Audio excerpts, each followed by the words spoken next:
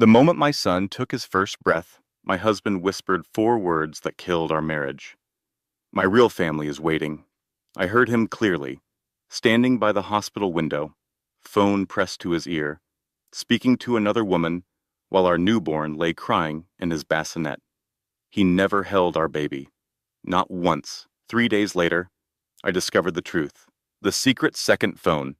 The $2 million he had stolen. The woman who was supposedly carrying his child. But here's what Derek did not know. His mistress was lying to him too. She could never have children. She was not building a family with him. She was robbing him blind. And I was about to watch them destroy each other. What happened next cost me everything. My home, my savings. My son was ripped from my arms by police officers who believed I was the dangerous one. I had $127, no job, no lawyer, no way out. Derek had designed the perfect trap, but he made one fatal mistake. He underestimated a mother fighting for her child. This is the story of how I lost everything, uncovered a web of lies that went deeper than I ever imagined, and brought down the man who tried to erase me from existence. Stay until the end. Because the final twist? Even I did not see it coming. Value statement and lesson. Before we begin, I want you to know something important. This story is not just about betrayal. It is about survival. It is proof that your value is never defined by who fails to love you. It is defined by what you choose to do next. If you have ever felt trapped, invisible, or powerless, this story is for you. Because sometimes the person who saves you is the one staring back in the mirror. Meaning of the story. The ancient Stoics taught us that we cannot control what happens to us, but we can always control how we respond. Madison could not control her husband's betrayal. She could not control the lies, the manipulation, or the system that turned against her. But she could control her courage, her choices, her refusal to give up. And that made all the difference. Remember this. What stands in the way becomes the way. Your obstacles are not the end of your story. They are the beginning of your transformation. The moment my son took his first breath, my husband whispered 4 words that killed our marriage. My real family is waiting. I heard them clearly. The delivery room was quiet, except for the beeping monitors and my own ragged breathing. The nurses were cleaning up. The doctor had stepped out. And Derek, my husband of 5 years, stood by the window, with his phone pressed to his ear, speaking words that shattered everything I thought I knew about my life. My name is Madison Cole. I was 34 years old when I gave birth to my son at Chicago Memorial Hospital on a cold Tuesday in February. I had been in labor for 14 hours. I had called Derek 23 times. He arrived 2 hours after our baby was born, smelling like expensive cologne that was not his usual scent, with a long blonde hair clinging to his jacket collar. I noticed it immediately. Wives always notice. We just choose when to acknowledge what we see. Derek did not rush to my side. He did not kiss my forehead or squeeze my hand or cry tears of joy at meeting his firstborn child. Instead, he glanced at the bassinet where our son lay, swaddled in a hospital blanket, then turned to the window and took a phone call. That is when I heard it. Yeah, I am stuck here. She finally had it. I will be home soon. To you, my real family. The words hung in the sterile air like poison. I tried to convince myself I had misheard. The medication, the exhaustion, the trauma of childbirth. Surely my husband of 5 years, the man who had promised to love me until death, had not just called another woman his real family while standing 10 feet from his newborn son. But I had not misheard. Derek ended his call and finally approached me. His eyes were cold, distant, like he was looking at a stranger rather than the woman who had just given him a child. He did not say congratulations. He did not say, I love you. He did not say, our son is beautiful. He said, I have to get back to the Riverside project. There is an emergency. There was no emergency. I knew it then, even though I did not want to admit it. The Riverside project was his excuse for everything. Late nights, missed dinners, forgotten anniversaries. For 3 years, I had believed him. I had trusted him. I had given up my career as a high school art teacher because he said we did not need two incomes, because he said he wanted me to focus on our future family, because he said he would take care of everything. What he really meant was that he wanted me dependent, isolated, trapped. The nurse, a no-nonsense woman named Brenda with gray streaks in her hair and kind eyes that had clearly seen too much, noticed the tension. She looked at Derek's collar, then at me, then back at his collar. Sir, she said loudly, you have got a little something there. Looks like you fought a tube of lipstick and lost. Derek's face flushed red. He touched his collar instinctively, then glared at Brenda with a look that would have made most people shrink. But Brenda just raised an eyebrow and continued checking my vitals like she had not said anything at all. I almost laughed. Almost. It was the first crack in my denial. Derek left 20 minutes later without holding his son, without kissing me goodbye, without even looking back. I lay in that hospital bed, staring at the ceiling, listening to my newborn's soft breathing, and I felt something I had never felt before in my marriage. Clarity. My grandmother used to tell me something when I was young. She would sit me on her knee, brush my hair back from my face, and say, Madison, when someone shows you who they are, believe them the first time. I had not listened. For 5 years, Derek had shown me exactly who he was. The late nights he could not explain. The passwords he changed monthly. The way he flinched when I picked up his phone. The slow, systematic way he had separated me from my friends, my family, my independence. I had believed his excuses because believing was easier than facing the truth, but now, holding my son for the first time, I could not look away anymore. The next morning, I was discharged. Derek sent a car service instead of coming himself. The driver helped me into the back seat with my baby and my small bag of belongings. And we drove through the gray Chicago streets toward the house I had once called home. It did not feel like home anymore. Our house was in Oak Park, a suburb that looked perfect on the surface. Tree-lined streets, well-maintained lawns, neighbors who waved politely but never got too close. Derek had chosen it specifically for the image it projected: successful, stable, respectable. The driver pulled into the driveway.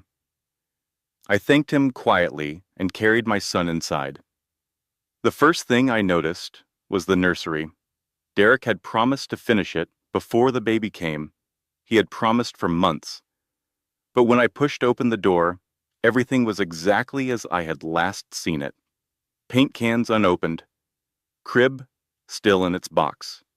Changing table unassembled. He had not done anything. I stood in that empty room, holding my newborn son, and I understood something clearly for the first time. Derek had never intended to be a father, not really. This baby, our baby, was just another accessory to him, another box to check on his list of things that made him look successful. I closed the nursery door and carried my son to the master bedroom. I would figure out sleeping arrangements later. Right now I needed to think. That is when I saw the credit card statement on the kitchen counter. Derek must have left it out by accident. He was usually so careful about hiding his finances from me. But there it was, printed in black and white. A record of his betrayal. A jewelry store, $4,200. A boutique hotel downtown, $890. A lingerie shop, $340. None of these purchases were for me. I knew because I had not received jewelry or lingerie, or romantic hotel stays in over 2 years. I knew because Derek barely touched me anymore, and when he did, it felt like obligation rather than desire. My hands trembled as I picked up the statement. There had to be an explanation. There had to be, but there was not. I walked to Derek's home office, still carrying my son against my chest. His laptop sat open on the desk, screen dimmed but not locked. I should not have looked. I knew I should not have looked. I looked anyway. The messages were right there, open in a chat window with someone saved only as V. She is so pathetic, Derek, had written. Cries about everything. You are the only one who gets me. After the quarter ends, I will file. She will not fight. She has nothing without me. I scrolled up, my vision blurring with tears I refused to let fall. There was a photo. Derek and a stunning blonde woman at a rooftop bar, his hand resting on her stomach. The caption reading, "Cannot wait for our little one." The room spun. He was having an affair. He was planning to leave me, and the other woman, whoever she was, might be carrying his child. Everything I had given up, my career, my friends, my independence, had been for nothing. He had been planning his escape the entire time, making sure I had nowhere to go, no resources to fight, no way out. I sank to the floor of his office, my back against the cold wall, my newborn son sleeping peacefully against my chest, completely unaware that his mother's world had just collapsed. I sat there for a long time, crying silently, feeling smaller than I had ever felt in my life. But somewhere beneath the pain, beneath the betrayal, beneath the crushing weight of everything I had just discovered, a tiny spark flickered. Not yet, but soon. Derek came home at 2 in the morning. I was waiting for him in the living room, sitting in the darkness, with only the streetlight filtering through the curtains. My son slept in the bassinet beside me, the only piece of baby furniture I had managed to set up myself. The front door opened. Derek walked in, humming softly to himself, clearly not expecting me to be awake. He flipped on the light and stopped when he saw me. "Madison," his voice was cautious. "Why are you sitting in the dark?" I did not answer immediately. I just looked at him, really looked at him for the first time in years. The man I had married had been charming, attentive, full of promises about the life we would build together. The man standing before me now was a stranger, wearing my husband's face. "Who is V?" I asked quietly. Derek's expression flickered, just for a second, but I saw it.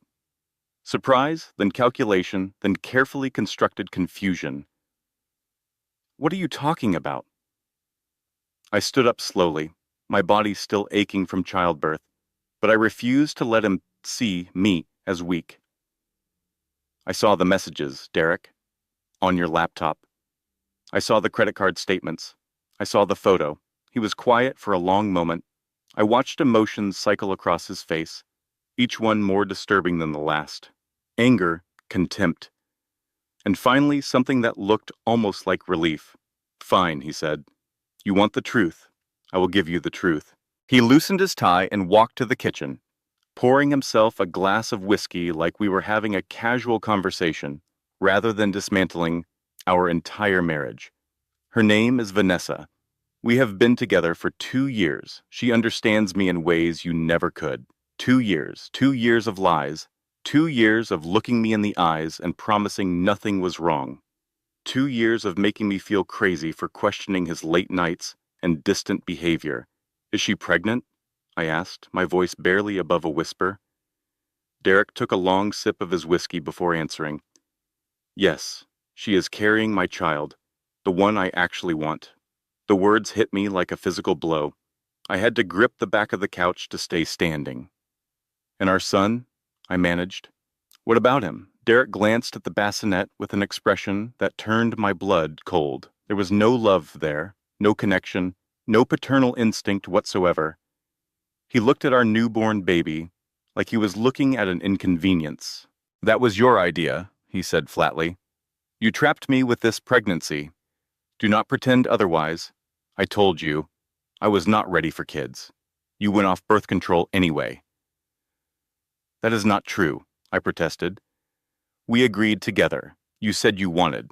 I said what you needed to hear. Derek cut me off. Because that is what I do. I say whatever keeps things running smoothly. But Vanessa, she actually gets me. She supports my ambitions. She does not nag me about nursery colors or cry about her feelings every 5 minutes. He set down his glass and looked at me with something close to pity. You want the real truth, Madison. Here it is. You were a placeholder, a starter wife, someone to cook and clean and look good at company events while I built something real. Vanessa is my future. You are just a receipt from my past. I should have crumbled. Part of me wanted to, but something else rose up instead. Something I did not know I still had. Then I want a divorce, I said. Derek laughed. Actually laughed. With what money? With what lawyer? You have not worked in 3 years. The house is in my name. The cars are in my name. You signed a prenup, remember? You get nothing. I remembered the prenup. I remembered sitting in that lawyer's office, young and in love, and so certain that Derek would never hurt me. I remembered signing without really reading because he assured me it was just a formality, just something his family required, nothing that would ever matter. It mattered now. Derek walked past me toward the bedroom. Stay if you want, he said over his shoulder. Leave if you want. Either way, I do not care. Just do not embarrass me publicly. I have a reputation to maintain. The bedroom door closed behind him. I stood alone in the living room, my newborn son sleeping peacefully, completely unaware that his mother had just been erased from his father's life like she never existed. I had 2 choices. I could collapse. I could cry and beg and hope Derek would change his mind, would choose us, would suddenly become the husband and father he had never actually been. Or I could fight. I did not sleep that night. Instead, I sat in the darkness and made a plan. I had $127 in my personal checking account. I had no job, no recent work history, no professional references. I had a newborn baby who needed formula and diapers and a mother who could actually function. I had almost nothing, but almost nothing is not nothing. The next morning, while Derek showered, I searched through his office. I found the prenup in a locked filing cabinet. The key was hidden in his desk drawer, taped to the underside where he thought I would never look. I read every word this time. The agreement was brutal. In the event of divorce, I would receive no alimony, no share of his business assets, and limited claim to any property acquired during the marriage. I had signed away my future without even realizing it. But one clause caught my attention. The prenup would be voided in the event of proven infidelity or fraud. Infidelity. Derek had handed me a weapon without knowing it. I needed evidence, real evidence. Not just screenshots that could be dismissed as fake, not just credit card statements that could be explained away. I needed something undeniable. But first, I needed to get out of this house. I waited until Derek left for work, then I packed a small bag. Diapers, formula, a few changes of clothes, but it's for me and the baby. My driver's license, my phone charger. I loaded everything into my car. The old Honda that Derek had let me keep because he said it was not worth selling. He had meant it as an insult. Now it was my escape. I drove away from the Oak Park house without looking back. My first stop was a women's shelter I had found online the night before. It was located in a nondescript building on the south side, the kind of place you would drive past without noticing unless you knew what it was. The intake worker was a kind woman named Gloria with reading glasses perched on her nose and a voice that radiated compassion. "How can we help you, honey?" she asked. I told her everything: the affair, the other woman, the prenup, the way Derek had systematically stripped away every support system I had. Gloria listened without interrupting, taking notes on a yellow legal pad. When I finished, she sighed heavily. "We can help with temporary housing," she said. "But there is a process. You need documentation, proof of residence, income verification, your son's birth certificate." "I do not have any of that," I admitted. "My husband controls all the paperwork." Gloria nodded like she had heard this 1,000 times. "There is also a waiting list," she continued gently. 3 weeks minimum for emergency housing. Is there anywhere else you can stay tonight?" I sat in my car in the shelter parking lot for a long time after that conversation. My baby cried. The heater struggled against the February cold. I watched my breath fog the windshield and wondered how I had ended up here. Derek had designed this. Every carefully controlled piece of our marriage had led to this moment. He had made sure I had no escape route, no safety net, nowhere to turn.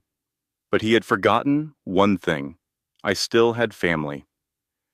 My phone buzzed, a text from my sister Rachel in Milwaukee, responding to the messages I had sent the night before. "Maddie, what is going on? I just saw your texts. Call me immediately." I called her. I told her everything. And Rachel, my older sister, who had always been there for me even when I pushed her away during my marriage, said the words I desperately needed to hear. "Come to Wisconsin tonight. Stay as long as you need. We will figure this out together." I cried for the first time since leaving the house, not from sadness, but from relief. I had somewhere to go. I had family. I pulled out of that parking lot and pointed my old Honda north toward Milwaukee, toward my sister, toward the first glimmer of hope I had felt in years. I drove through the night, my newborn secured in his car seat, watching the Chicago skyline shrink in my rearview mirror. I was not running away, I told myself. I was running toward something better. I had no idea that the hardest part was still ahead. Rachel's apartment in Milwaukee was small but warm, a one-bedroom unit on the third floor of an old building with creaky stairs and radiators that clanked through the night. It was nothing like the Oak Park house with its manicured lawn and expensive furniture. It felt more like home than anywhere I had lived in years. My sister was 7 years older than me, divorced, working as an office manager for a dental practice. She had always been the practical one in our family. When our mother died 2 years ago, Rachel handled the funeral arrangements while I fell apart. When I married Derek and slowly disappeared from family gatherings, Rachel kept calling, even when I stopped answering. She deserved better than a sister who showed up on her doorstep at 3 in the morning with a newborn and a broken marriage. But she never made me feel that way. "You are staying as long as you need," Rachel said firmly on my first night there, setting up a makeshift sleeping area in her living room. "And we are going to figure out how to take that cheating bastard for everything he has got." I almost smiled. Almost. For 3 days I rested. I fed my baby. I let myself feel something other than panic for the first time since giving birth. Rachel took time off work to help with the nighttime feedings. She made terrible coffee that somehow tasted better than anything I had drunk in years. She listened when I needed to talk and sat in comfortable silence when I did not. On the second day, she attempted to cook spaghetti and somehow produced noodles that were both crunchy and soggy at the same time. "How is this physically possible?" I asked, staring at my plate. "It is a gift," Rachel said seriously. "Gordon Ramsay would cry." I laughed. Actually laughed. The sound surprised both of us. That night, lying on Rachel's couch with my son sleeping beside me, I let myself imagine a future. A small apartment of my own, a part-time job, slowly rebuilding the life Derek had stolen from me. It felt possible. It should have been a warning sign that things were going too well. On the fourth morning, someone knocked on Rachel's door. I was in the kitchen, warming a bottle, when I heard the voices, Rachel's confused tone, a man speaking formally. The words that made my blood freeze. "We are looking for Madison Cole." I walked into the living room, my baby against my chest, and found two police officers and a woman in a gray pantsuit standing at the threshold. "Madison Cole," one of the officers said. It was not a question. "Yes," he handed me a document. "We have a court order. There are allegations of child endangerment, fleeing across state lines without the father's consent. You need to come with us." The room tilted. I gripped Rachel's arm to stay standing. "What are you talking about?" I managed. "I am his mother. I would never hurt him." The woman in the pantsuit stepped forward. Her face was professionally neutral, impossible to read. "Ma'am, we are not accusing you of abuse," she said. "But the father has filed an emergency custody motion claiming you are mentally unstable. He alleges you fled with the child during a postpartum psychotic episode without his knowledge or consent. Until a judge reviews the case, the child must be placed in temporary custody." "No." The word came out broken. I heard Rachel shouting something, saw the officers moving forward, felt hands reaching for my baby. "No, no, no. Please, you cannot." "He is lying. I am not unstable. I am his mother. Please." But the law does not care about pleas. They took my son from my arms. The sound I made was not a scream. It was something worse, something animal, something that came from a place so deep I did not know it existed. Not existed. Rachel caught me as my knees gave out. She held me on the floor of her apartment while I sobbed so hard I could not breathe. The officers left. The social worker left. My baby left. And I understood, with devastating clarity, exactly what Derek had done. He had not just cheated on me. He had not just abandoned our son. He had weaponized the entire legal system against me. He had painted me as the danger. He had documented my crying as evidence of instability. He had used my postpartum vulnerability as a weapon. And now my son was gone. Rachel held me for a long time.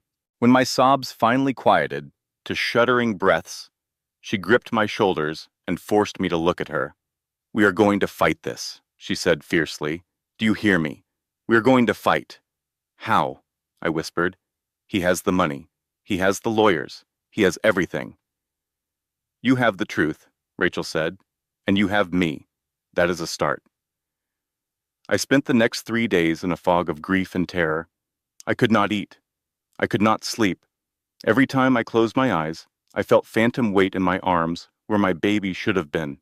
Rachel researched custody lawyers. She made phone calls. She kept me alive when I wanted to disappear. On the fourth day, she found me a free legal consultation. "His name is Garrett Walsh," Rachel said. "He is a legal aid attorney. He has a reputation for taking on powerful people. And apparently, he has some kind of history with Derek."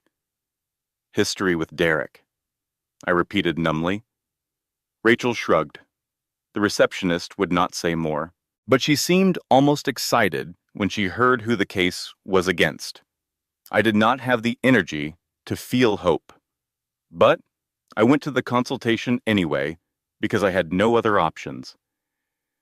Garrett Walsh's office was in a converted storefront on the north side of Chicago. I had driven back specifically for this meeting, leaving Rachel behind with promises to call every hour. The waiting room was small and cluttered with legal files. The receptionist offered me weak coffee in a foam cup. I waited for 40 minutes past my appointment time. When Garrett finally emerged to greet me, he was not what I expected. He was in his early 40s, with tired eyes and a coffee-stained tie. His suit was rumpled, his hair needed cutting, and he looked like he had not slept properly in weeks. He was nothing like Derek's polished lawyers, with their expensive watches and practiced smiles. Somehow, That made me trust him more.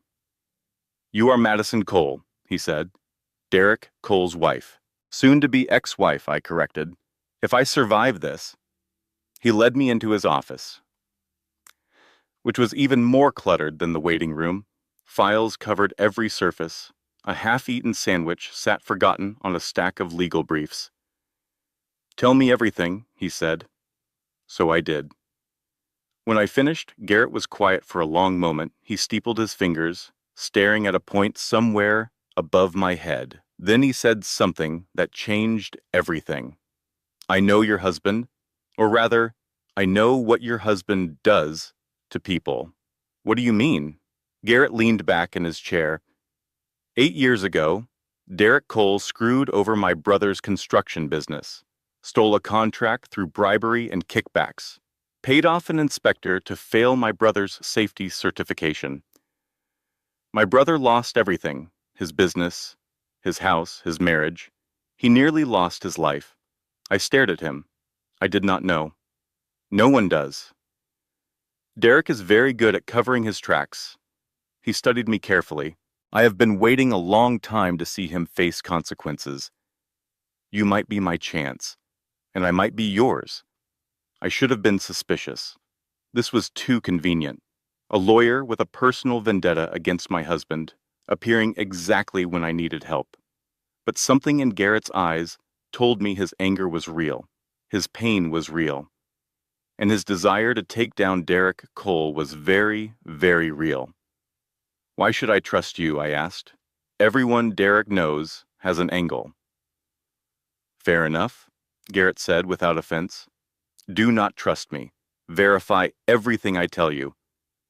But ask yourself this: if I wanted to hurt you, why would I approach you in a public courthouse, with security cameras everywhere, offering to help for free?" He had a point. "Verify first," I said slowly. "Then trust." He smiled for the first time. "Smart woman. That attitude might actually keep you alive." I spent the next 3 days doing exactly what I said. I called the State Bar Association. I verified his license. I researched his past cases. I contacted 2 of his former clients, women who had gone through divorces against wealthy husbands. Everything checked out. On the 4th day, I called Garrett and officially became his client. "This is not going to be easy," he warned me. "Derek has money, connections, and no conscience. He has already proven he will lie to the court.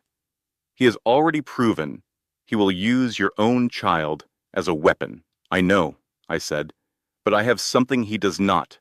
"What is that?" "I am fighting for my son. He is fighting for his ego.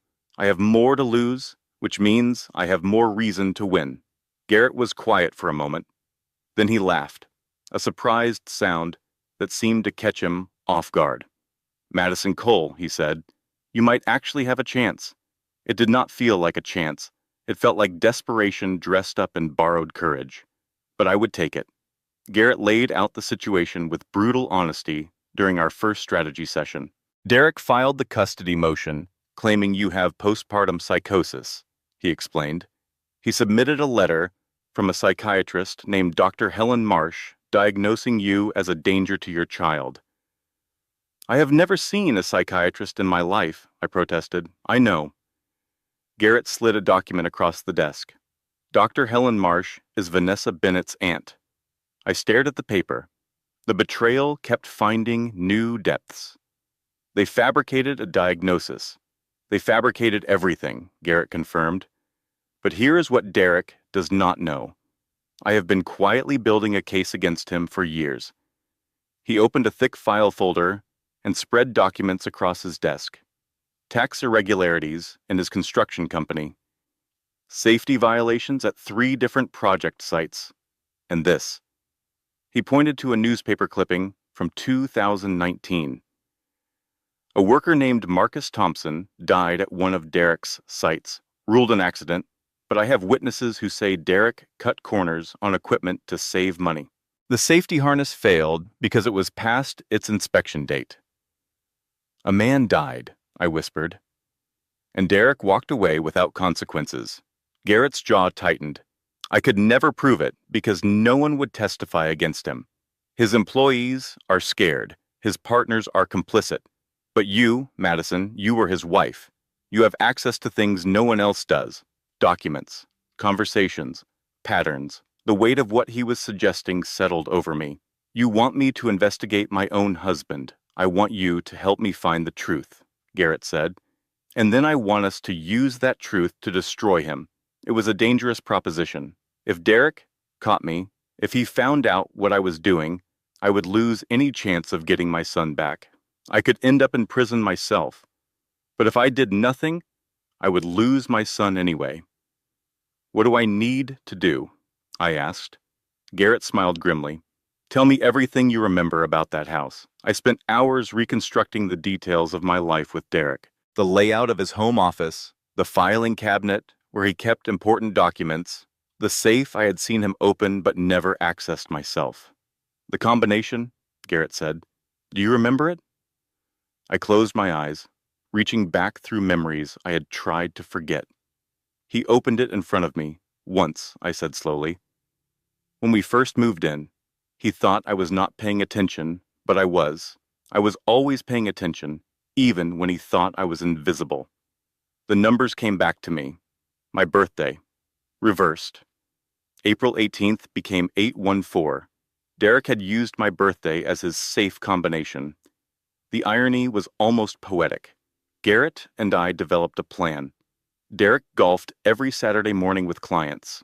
According to my sister's social media research, Vanessa attended a yoga class at the same time. The house would be empty for approximately 3 hours. I still had a key. Derek's arrogance meant he had never changed the locks. This is risky, Garrett warned. If he catches you, it is breaking and entering. Everything we are building collapses. I know, I said, but he took my son. I will take his secrets. Rachel insisted on being my getaway driver. She drove down from Milwaukee the night before, arriving at midnight with a thermos of coffee and a nervous energy that was almost comical. If we get caught, she said as we sat in her car outside Derek's house that Saturday morning, I am going to prison. I cannot go to prison. I do not even like orange. Just keep the engine running, I told her, and text me if you see his car. I approached the house like a stranger, which I suppose I was now. The key still worked. The alarm code was still our anniversary date. Another bitter irony. Inside, everything looked exactly as I had left it. The unfinished nursery, the expensive furniture, the cold, perfect surfaces that had never felt like home. I moved quickly to Derek's office. The filing cabinet was locked, but I knew where he hid the key. The safe combination worked on the first try. Inside, I found exactly what Garrett had predicted. The insurance folder. Documents showing Derek had diverted $2.3 million from company accounts into Vanessa's name over the past 18 months. A burner phone with text messages discussing payoffs to a city inspector after Marcus Thompson's death, and something unexpected, a prenuptial agreement. But not the one I had signed, a different version, an earlier draft. I read it quickly, my hands shaking. This version gave me 40% of marital assets in the event of divorce. No restrictions, no clauses about infidelity, voiding the agreement. Just a straightforward, fair division. I looked at the date. It was 1 week before I had signed what I thought was our final prenup. Derek had switched the documents. He had given me a fraudulent agreement to sign, one that stripped away all my rights, while hiding the original that would have protected me. I photographed everything, every document, every text message, every piece of evidence I could find. My phone buzzed. Rachel.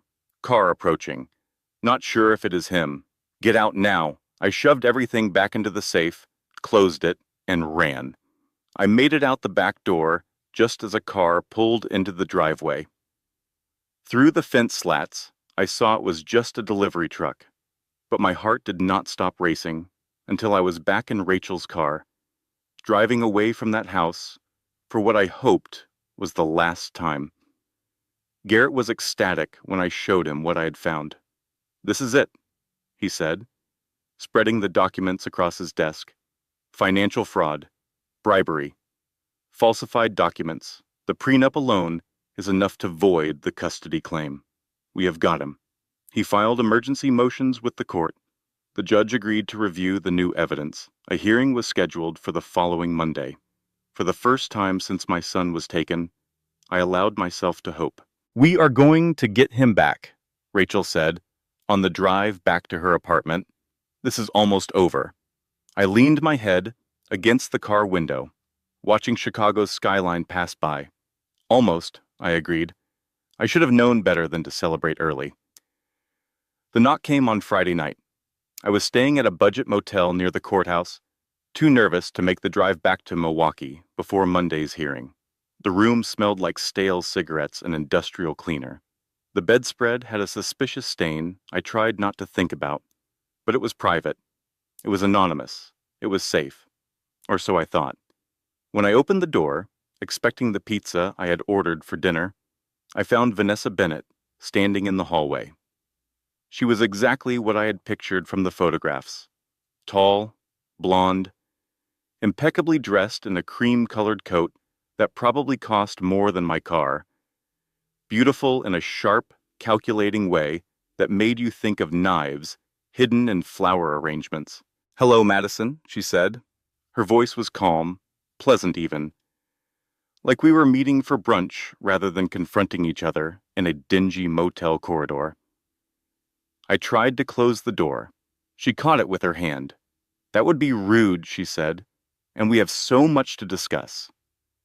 She walked past me into the room without invitation. I stood frozen, watching her examine my sparse belongings with obvious disdain. "This is where you are staying," she said. "Goodness, I knew you had fallen on hard times, but this is genuinely sad." "What do you want?" I managed. Vanessa sat on the edge of the bed, crossing her legs elegantly. "I want to offer you a deal. I do not want anything from you." She smiled like I had said something amusing. "You think you have won?" she said. "That is adorable. You think you found some documents, filed some motions, and now everything will work out. Derek will go to prison. You will get your precious baby back. You will live happily ever after." "That is exactly what is going to happen." Vanessa laughed. The sound was cold. "Let me tell you what is actually going to happen, Madison. You are going to drop the custody case. You are going to leave Chicago. You are going to disappear from Derek's life forever. In return, I will convince him to let you see your son twice a year. Supervised visits. Take it or leave it." I stared at her. "Why would I accept that?" "Because if you do not, I will destroy you."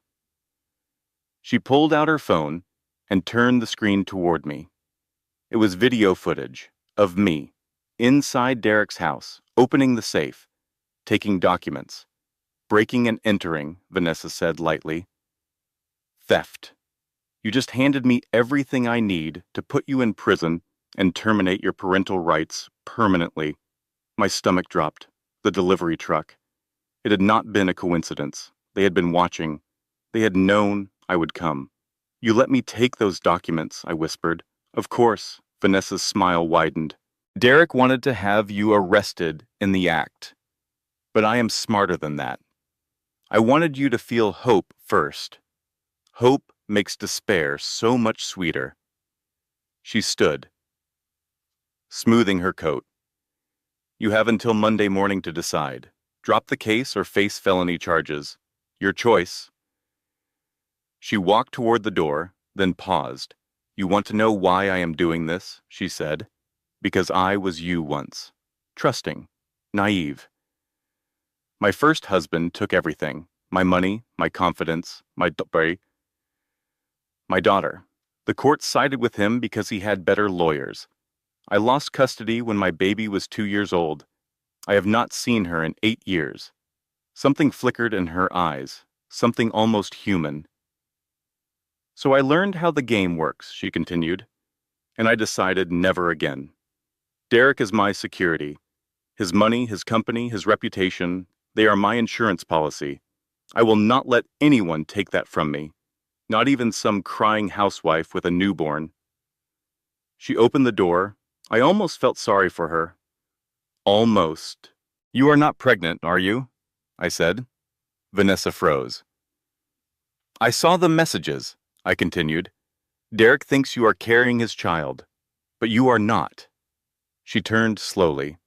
The mask slipped for just a moment, revealing something cold and calculated underneath. Men believe what they want to believe, she said quietly. It is their greatest weakness and their greatest usefulness. She left. I stood alone in that motel room, staring at the closed door, feeling hope drain away, like water, through cracked hands. They had outplayed me. They had anticipated my every move, and now I had nothing. I called Garrett. I know, he said before I could finish explaining. They sent me a copy of the video, too, along with a very politely worded threat. What do we do? He was quiet for a long moment. I do not know yet, but do not give up, Madison. Not yet. Easy for him to say. He was not the one facing prison. He was not the one who might never see his child again. I hung up and sat on the edge of that stained motel bed, staring at nothing. I had tried. I had fought. I had done everything right, and it still was not enough. Monday came whether I was ready or not. I walked into that courthouse feeling like I was attending my own execution. Garrett met me in the hallway, his face grim. They submitted the video as evidence, he said, along with an affidavit from Vanessa claiming you have been harassing her for months. They are pushing for immediate dismissal of our motions and criminal charges against you. And my son. Garrett looked away. Derek's lawyers are requesting permanent custody be finalized today. Given the circumstances, I could not breathe. The hearing was a nightmare. Derek's legal team was slick, polished, prepared. They presented me as an unstable woman who had abandoned her husband, fled across state lines with his child, and then committed burglary when the courts attempted to intervene. Your Honor, Derek's lead attorney said smoothly, Mrs. Cole is clearly suffering from severe postpartum mental illness. She is a danger to herself and to the child. We ask that temporary custody be made permanent and that Mrs. Cole face appropriate criminal charges. I wanted to scream. I wanted to stand up and tell the truth about Derek, about Vanessa, about everything they had done to me. But I had no credible evidence anymore. Everything I had found had been tainted by how I obtained it. The judge looked at me with something between pity and disappointment. Mrs. Cole, do you have anything to say in your defense? I stood on shaking legs. Your Honor, everything they are saying is a lie. My husband has been having an affair. He is embezzling money. He falsified our prenuptial agreement. I only went to his house because I was trying to find proof. The judge held up her hand. Mrs. Cole, the court cannot consider evidence obtained illegally. Regardless of what that evidence might show, your actions in obtaining it were criminal. I have no choice but to grant the prosecution's motion for arrest. 2 bailiffs moved toward me. Ms. Cole, you are under arrest for breaking and entering and theft. You have the right to remain silent.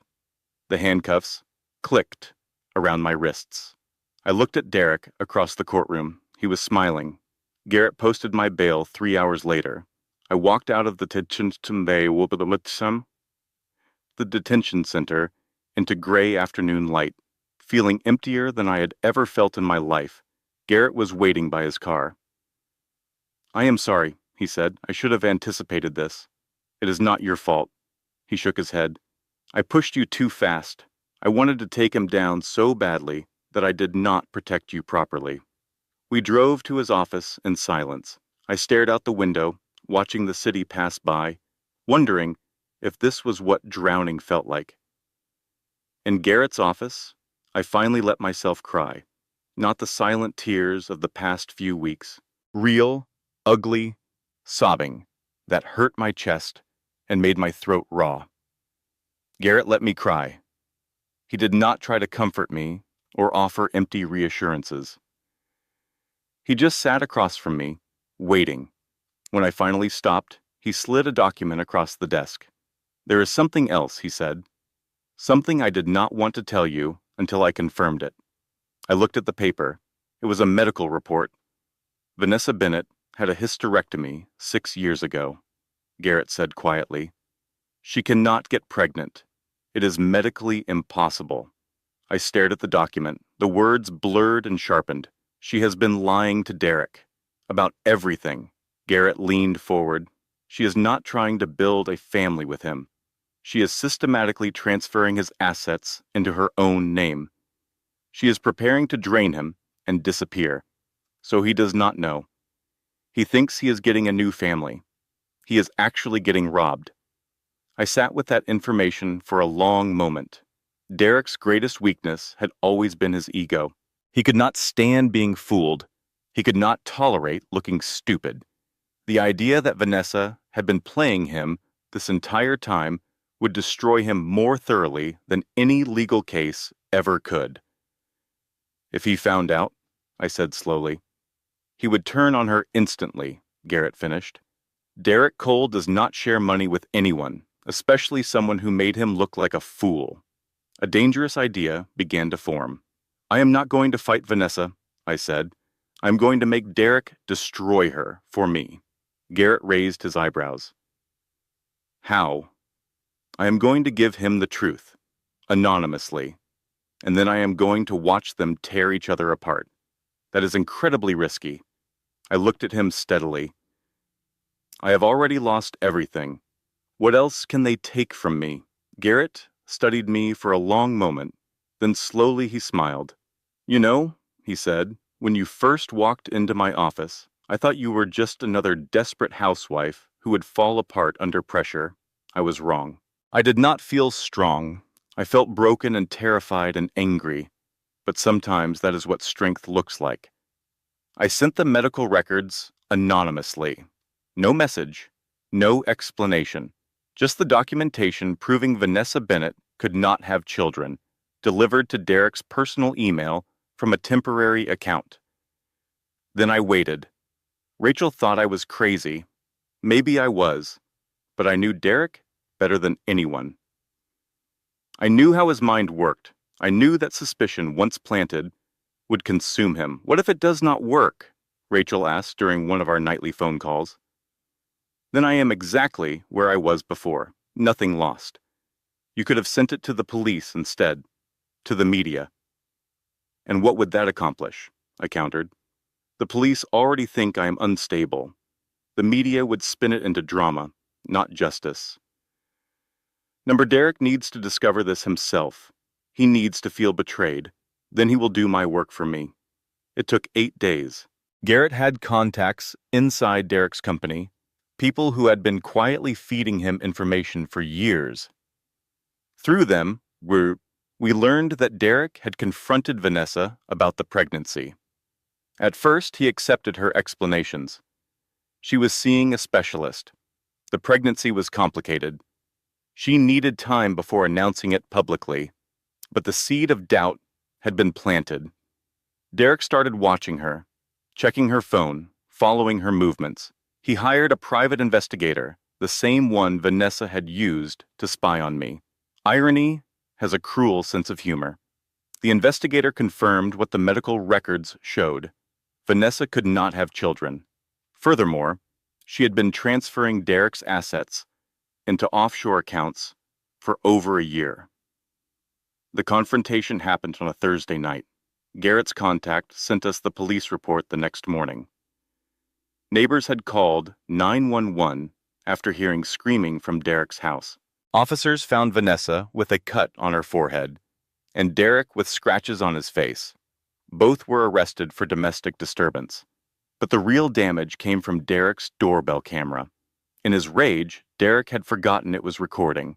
The footage captured everything: his accusations, Vanessa's admissions, and most importantly, Derek admitting to falsifying documents, bribing inspectors, and covering up the circumstances of Marcus Thompson's death.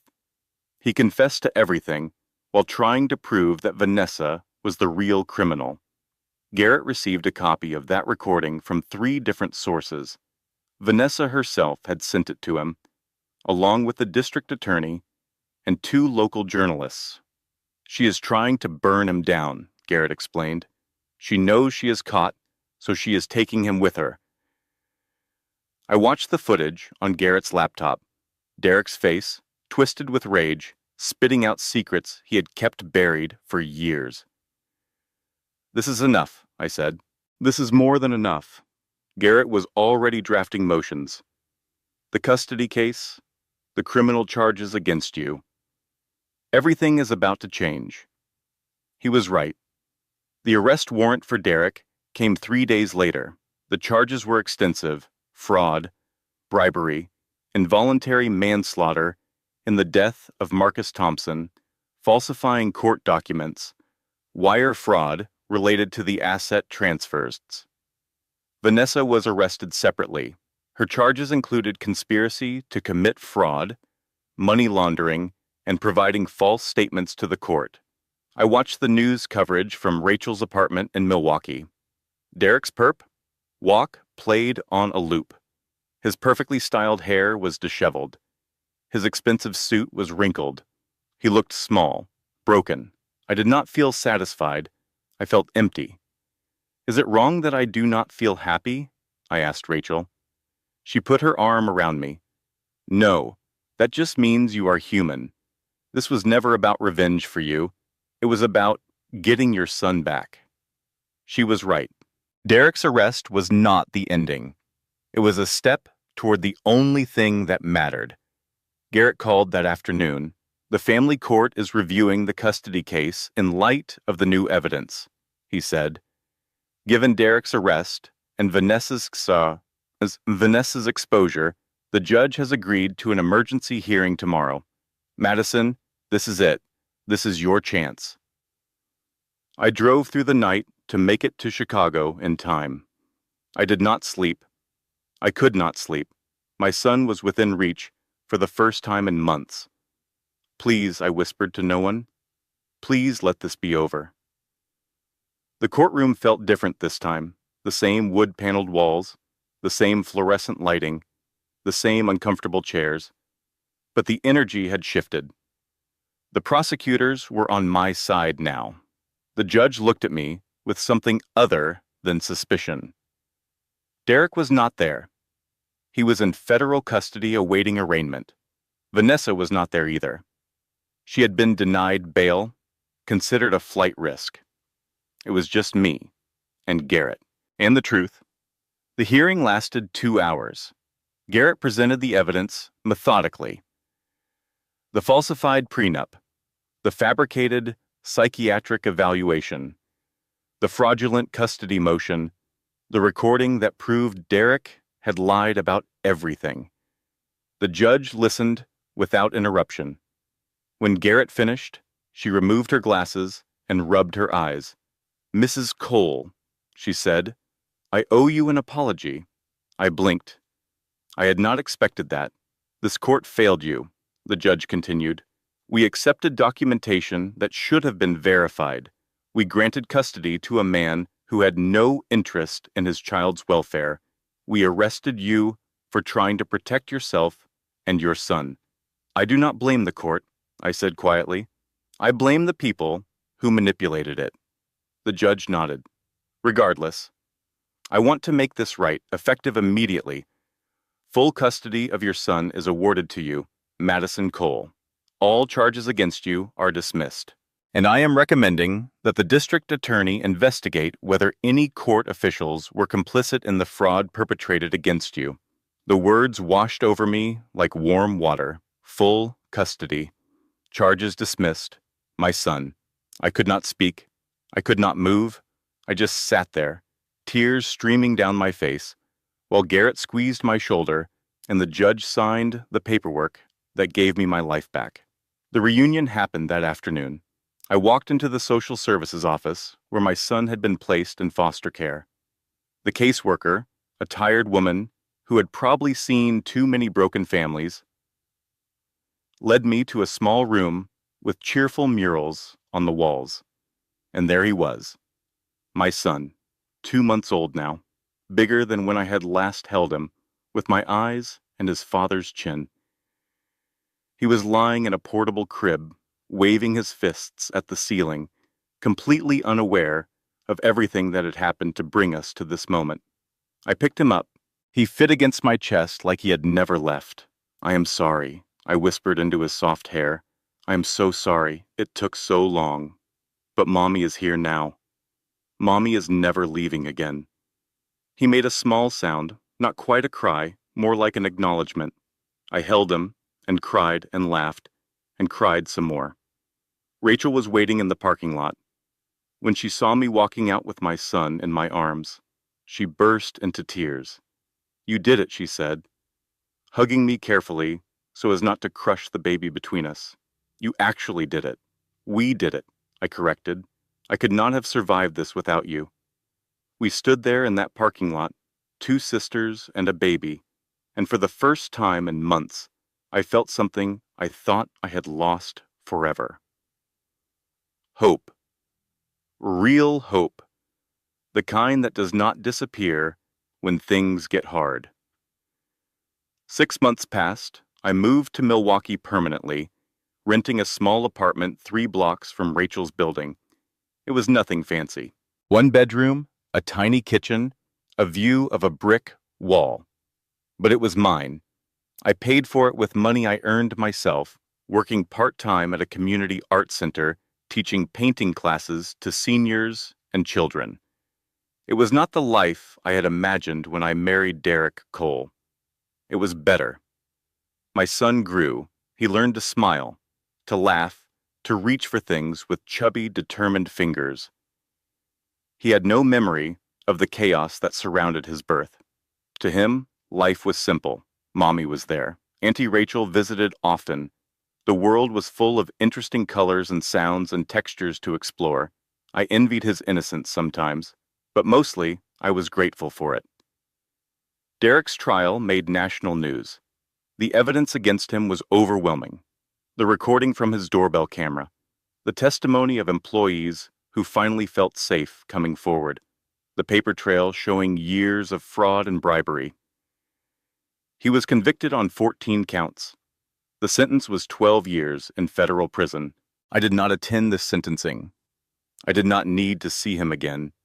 I did not need closure or validation or revenge.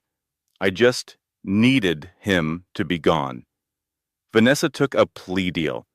She testified against Derek in exchange for a reduced sentence. 5 years, with possibility of parole in 3. During her testimony, she revealed something I had not known. Derek had been planning to divorce me before our son was even born. He had been working with Vanessa for over a year to ensure I would receive nothing. The affair was not just infidelity, it was a coordinated financial attack. Learning that should have hurt. Instead, it just confirmed what I already knew. I had never been a person to Derek. I had been an asset to manage, a problem to solve, an obstacle to remove. His mistake was underestimating me. Garrett visited once, about 4 months after everything ended. He looked different, lighter, like a weight had been lifted from his shoulders. "My brother is doing better," he told me over coffee at a cafe near my apartment. Knowing that Derek finally faced consequences, it helped him heal. "I am glad," I said, "and thank you for everything." "You did the hard part," Garrett said. "I just pointed you in the right direction." We talked for another hour about nothing important. The weather, his cases, my art classes, the comfortable conversation of people who had been through something difficult together and come out the other side. When he left, he shook my hand. "You have my number," he said. "If you ever need anything," I know. He hesitated, like he wanted to say something more. Then he just smiled and walked away. I watched him go, grateful for his help, but also grateful that chapter of my life was closing. I did not need a rescuer anymore. I had rescued myself. There was one more piece of unfinished business. About a month after Derek's conviction, I received a letter. It was forwarded from Garrett's office, sent by someone named Lily Chin, Vanessa's daughter. The letter was short, handwritten on plain paper. Dear Mrs. Cole, it began, I saw the news about my mother. I know she did terrible things to you. I know you have no reason to care about her or anyone connected to her, but I wanted to thank you for stopping her. I have not seen my mother since I was 8 years old. My father got custody after their divorce. He told me she was dangerous. I did not believe him for a long time. Now I understand. Part of me still wishes she had gotten help instead of becoming this. Part of me still loves her, even after everything. I do not know if that makes me stupid or just human. I hope you and your son have the peace she could never find. Lily Chen. I read the letter 3 times. Then I folded it carefully and put it in a box with other important documents.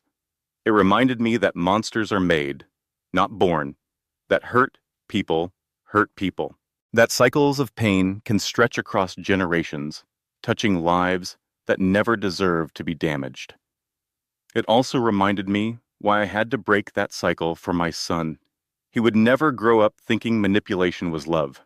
He would never learn that power meant controlling others.